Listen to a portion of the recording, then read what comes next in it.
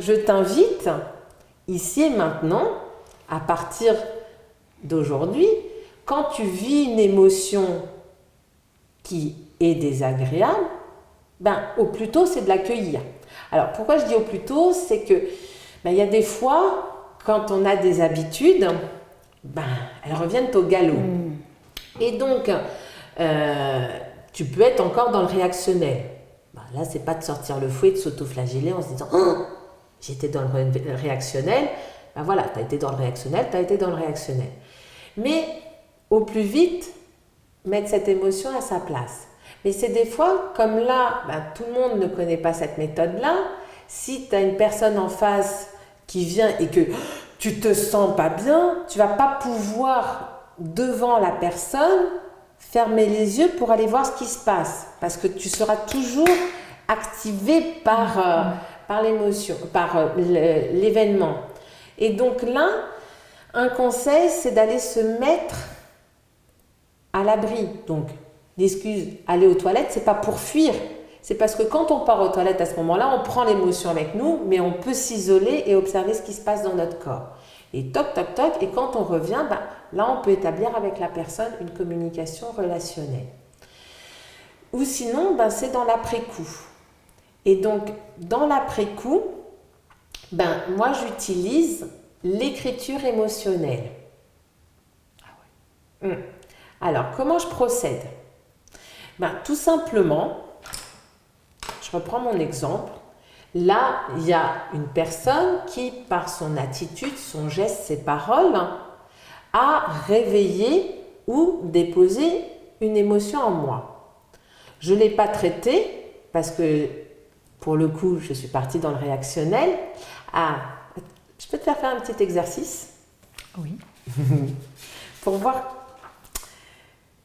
Alors, je t'invite à écrire 3 mots.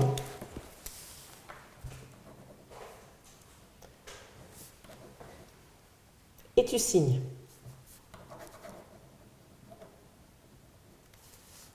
Alors maintenant, je t'invite à écrire ces 3 mêmes mots avec l'autre main.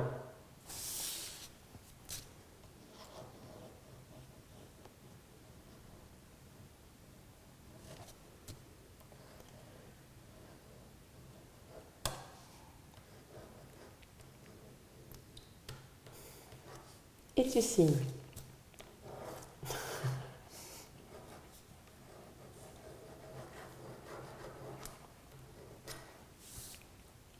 Pas la même chose. Hein. D'accord? Mais à quoi ça sert de faire cet exercice? À faire travailler mon deuxième cerveau. C'est une façon de voir, mais quoi d'autre?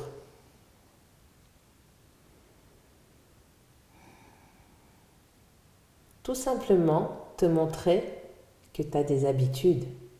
Quand je t'ai invité à écrire 3 mots, alors il y en a qui au départ se demandent mais quel mot je vais écrire?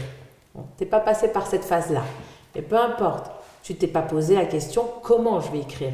Directement, tu as pris le stylo dans la main avec laquelle tu as l'habitude d'écrire. Et si je ne t'avais pas invité à changer de main, ben c'est des choses qu'on ne fait pas. Par contre, tu vois qu'avec une petite invitation, c'est possible. Alors, tu me diras, changer de main pour écrire, c'est pas forcément... mais des fois, on est dans la nécessité, puisqu'on peut se casser un bras et avoir la nécessité.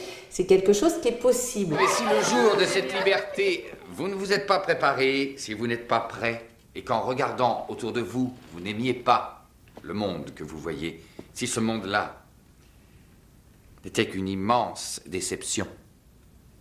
On l'a dans l'os, voilà.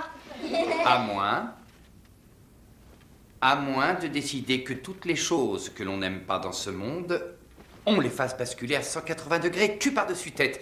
Ne dites pas à vos parents que j'ai utilisé le mot cul. Et on peut commencer tout de suite. Voici vos travaux pratiques. Trouver une idée pour changer notre monde et la mettre en pratique. Oh non! Eh bien, quoi? Qu'est-ce qu'il y a? Ça ne vous plaît pas? Oui? C'est trop Trop quoi? Il doit bien exister un mot pour finir cette phrase. Aidez-la. Bizarre. Bizarre, dingue, Ringard. Pas facile. pas facile, ringard. Que penseriez-vous de possible? C'est possible. Le royaume du possible existe. Il existe, mais où? En chacun de nous. Ici. Vous pouvez le faire. Vous avez la possibilité de nous surprendre. Ça dépend de vous, sinon, attendez tranquillement et laissez-le s'atrophier.